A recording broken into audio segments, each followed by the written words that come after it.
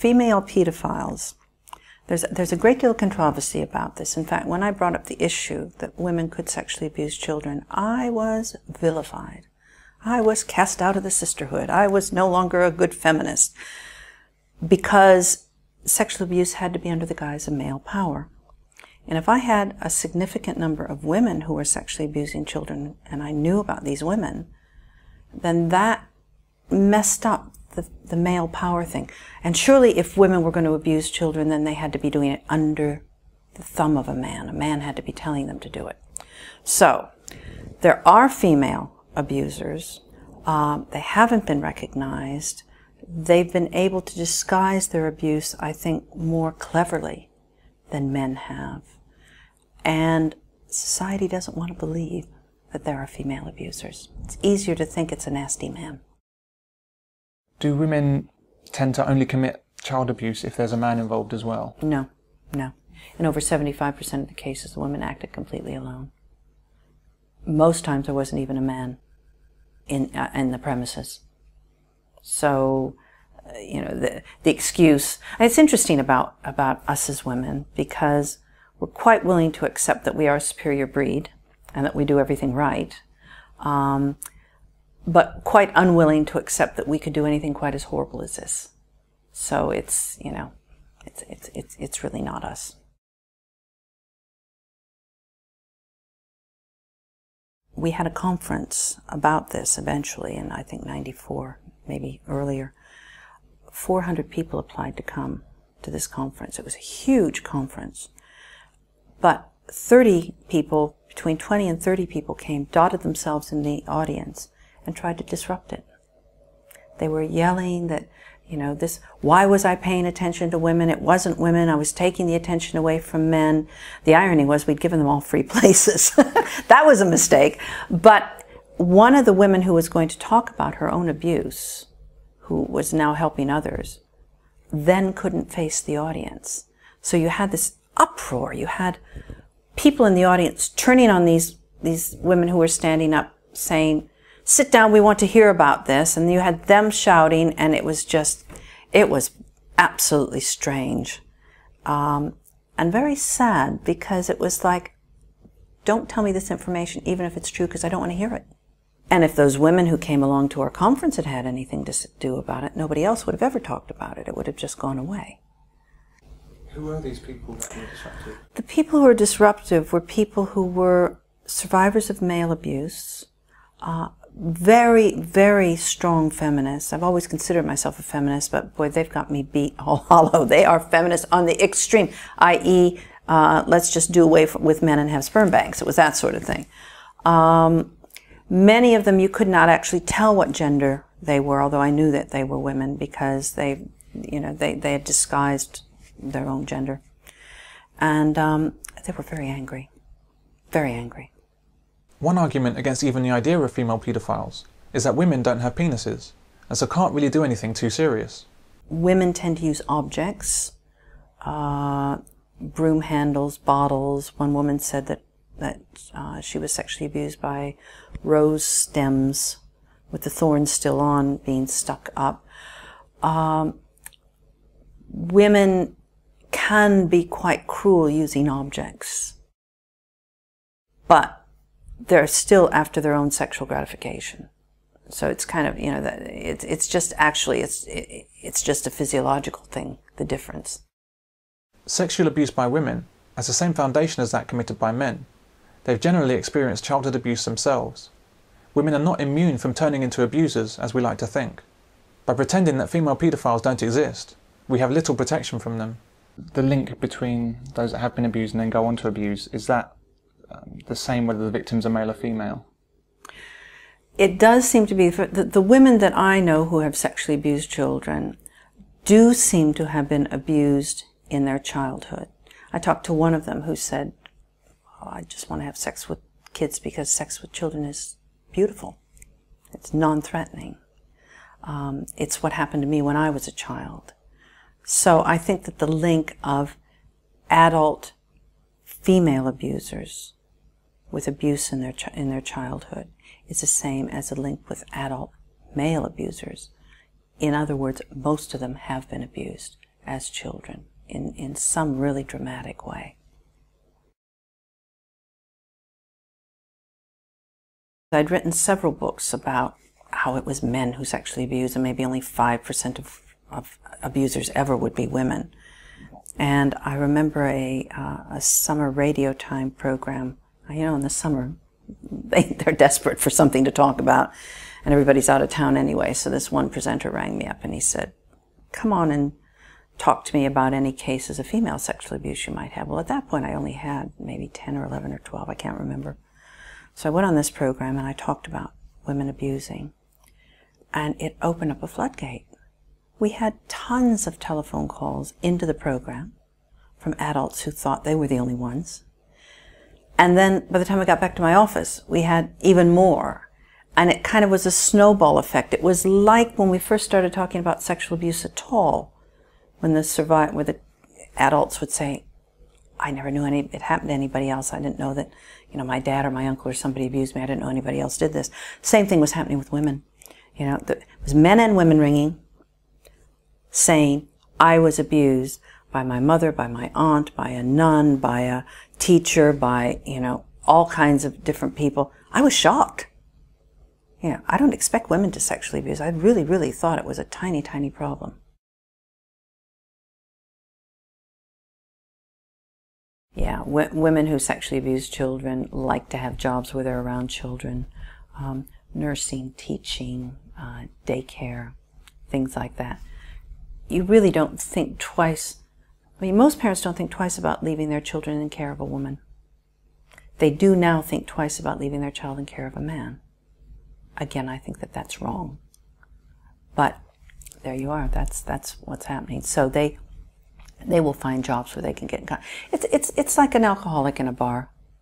Yeah. If you can possibly, if you've got an addiction, and this is an addiction, then you will go to some place that you can actually practice your addiction. And any place around kids is a good place.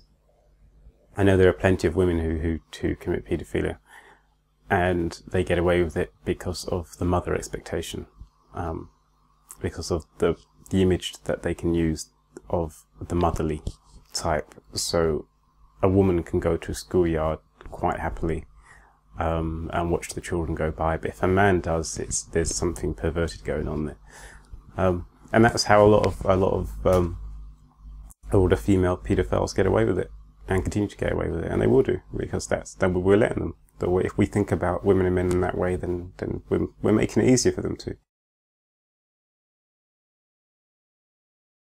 The vast majority of the people who have contacted me have told me that it was their mother who sexually abused them. Now, I wouldn't like to say that that's what's happening necessarily with child sexual abuse everywhere by women. But the mother can disguise what she's doing, putting cream on the child, bathing the child, holding the child in bed. You know, society thinks, "Ooh, that's okay, because it's a mommy." Maybe it's a bit suspect because it's a dad, which I think is very sad, but that's how it goes. Women who sexually abuse kids, if you look in the media, have affairs with them. They seduce them. The victims, if they're boys, are always described as older than their age. They look bigger. The woman who ran off, I've forgotten her name, she ran off about 2 years ago to Florida with a 14-year-old boy. She was his teacher, I think she was 30-something. This was described as an affair. And my comment was, if that had been a 31-year-old man who'd run off with a 13 or 14-year-old girl, would we have described it as an affair? No, I don't think so. We excuse women. We don't want to believe it. And as Germaine Greer said to me on a television program, well, if it is a woman having sex with a young teenage boy, i.e. a 13 or 14-year-old, and he gets an erection, then clearly it's his responsibility. And I'm going, excuse me? This is not logical. So it seems that the boy, if it's a boy, the boy is blamed in any event. If it's a girl, then it's kind of, ooh, you know, ooh, she must be a lesbian. It must be something like that. It must be a lesbian affair. No correlation between a boy having an erection and wanting sex, just as there's no correlation with a girl having an orgasm and having sex with an abuser. Children's bodies respond to sexual stimuli. Their minds, their development, their beings are not ready for it. What people do forget is that sexual abuse can feel good if it's not violent and nasty. I mean, you see my kids, when they were tiny, when they were like 7, 8, 9 months old, you go in and you find them with their hands inside their nappies asleep at night. The same with girls. So there's a sexuality that children have. But when that is hothoused, when it's forced, when the development is at the behest of the abuser and not at the natural developmental level of the child, then that's abuse. When you talk to these boys who have these affairs, and I put that in quotes because it's abuse, with older women, at the time of the affair, they're usually confused. They've usually been told having sex is a good thing. And other people would say, oh, you lucky boy. You know, oh, you've had sex with an older woman. Boy, I wish I was that. When you talk to them 10 years later, and they look back on it, one man said to me, in fact, he's in the book, I did a program with him, and he said, I should have been out kicking footballs with my friends. I should have been dating girls. I should have been concentrating on my schoolwork. He said, and all I could think about was the next time I was going to have sex with my teacher. Most child abuse is committed by single or unmarried women. A child's health prospects dramatically deteriorate when there's no father in the household. What I have found is that the vast majority were women alone. If they did have partners or husbands, the partners were either away a lot or were quite weak. According to the people who contacted me, it would quite often just be them and the mother in the home. And for the little boys, when they were little boys, they were almost used as if they were the husband. And the little girls were abused as well. So, in families where there is one parent, usually the mother, and a whole series of men coming in and out of the family, there are, lovers and uncles and all sorts of people coming in and out, that in that kind of a chaotic, call it a chaotic family home, that sexual abuse is 40% more likely to happen. Now, that's from a man called David Finkelhor, who's done long-term study on sexual abuse. That doesn't mean necessarily that any of those men coming into the house are the abusers. What it seems to indicate is that the child is not safe and secure and could be open to, being seduced and abused by other people. It doesn't mean that single parent families are bad. It's just that I cannot disguise the fact that the vast majority of this abuse has happened where there has only been, when it's been mother abuse, when there's only been a mother in the home. I think most female sexual abuse goes undetected, and in fact, I think that a lot of people cover up for their mothers. It comes down to perception. For instance, men are the sexual predators and women are not, which means that women can get away with child abuse a lot easier than men can, and they do. It's very rarely talked about. There are only 2 or 3 books even out there about the subject. Women, you don't imagine a woman using her power over children in the same way that you would imagine a man could. I think society wants to believe, particularly in relation to mothers and children and to that relationship, that that's a sacred relationship. And I'd like to believe that. I must tell you that as a mother myself, I find the idea of women sexually abusing children more abhorrent than just about anything I can think of. Because most mothers, and indeed fathers, would kill to protect their children. They would do anything to protect their children. And the fact that that has been portrayed makes it more difficult for society to acknowledge it.